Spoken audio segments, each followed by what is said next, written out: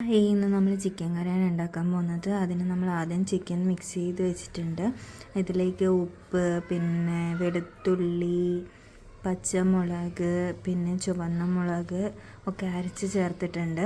അതിൻ്റെ കൂടെ ചെറുനാരങ്ങയും കൂടി പിഴിഞ്ഞ് വെച്ചിട്ടുണ്ട്. ഗരം മസാല, പിന്നെ കുറച്ച് മഞ്ഞൾ പൊടി, കുരുമുളക് പൊടി ഇട്ടിട്ടാണ് ഇത് മിക്സ് ചെയ്ത് വെച്ചിട്ടുള്ളത്.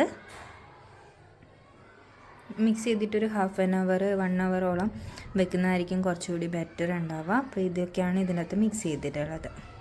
നമ്മൾ ഉള്ളി ഇങ്ങനെ നീളത്തിൽ മുറിച്ചിട്ട് ഉപ്പും പിന്നെ നമ്മൾ നേരത്തെ ക്രഷ് ചെയ്ത് വെച്ചിട്ടുള്ളതിൻ്റെ അകത്ത് നിന്ന് മിക്സ് ചെയ്യുന്ന ഇതിൻ്റെ കൂടെ തന്നെ കുറച്ച് മാറ്റി വെച്ചിട്ടുണ്ടായി. അതുകൂടി ഇതിൻ്റെ അകത്തേക്ക് ഇട്ടിട്ടുണ്ട്. ചട്ടിയിൽ വെളിച്ചെണ്ണേൻ്റെ അകത്ത് കുറച്ച് ജീരകം ഇട്ടിട്ടുണ്ട്. അതിൻ്റെ അകത്ത് ഇതും കൂടെ ഇട്ടിട്ട് നന്നായിട്ട് മിക്സ് ചെയ്തിട്ട് വഴങ്ങാൻ വെക്കുക. നന്നായിട്ടൊന്ന് ഈ ഒരു സാധനം ഉള്ളിയൊക്കെ ഒന്ന് വേകുന്ന വരെ വെക്കണം. ഇതിൻ്റെ അകത്ത് കുറച്ച് തക്കാളിയും കൂടി ഇട്ട് കൊടുക്കണം. നന്നായിട്ട് വഴണ്ടിട്ടുണ്ട്. അതിൻ്റെ അകത്തേക്ക് ഗരം മസാലപ്പൊടിയും ചിക്കൻ മസാലപ്പൊടിയും ഇട്ടതിന് ശേഷം ഞാൻ ചിക്കൻ ഓരോന്നായിട്ട് ഇതിൻ്റെ അകത്തേക്ക് ഇട്ട് കൊടുക്കുകയാണ് ചെയ്യുന്നത്. അതിനെ മിക്സാക്കിയിട്ട് മൂടി വെച്ചിട്ട് കുറച്ച് വെള്ളവും കൂടെ ഒഴിച്ചു കൊടുത്താൽ മതി. കറി നല്ലോണം തിളച്ചതിന് ശേഷം ചിക്കനൊക്കെ വെന്തെന്ന് തോന്നിക്കഴിഞ്ഞ് കഴിഞ്ഞാൽ സ്റ്റൗ ഓഫാക്കിയിട്ട് വയ്ക്കാം. ചട്ടിയിലാക്കിയത് കൊണ്ട് അതിൻ്റെ ഒരു ബബിൾസ് ഇങ്ങനെ വന്നുകൊണ്ടേ ഇരിക്കും. ചോറിനാണെങ്കിലും ചപ്പാത്തിക്കാണെങ്കിലും പുട്ടിനാണെങ്കിലും ഒക്കെ നല്ല ടേസ്റ്റി ആയിട്ട് കഴിക്കാൻ പറ്റും.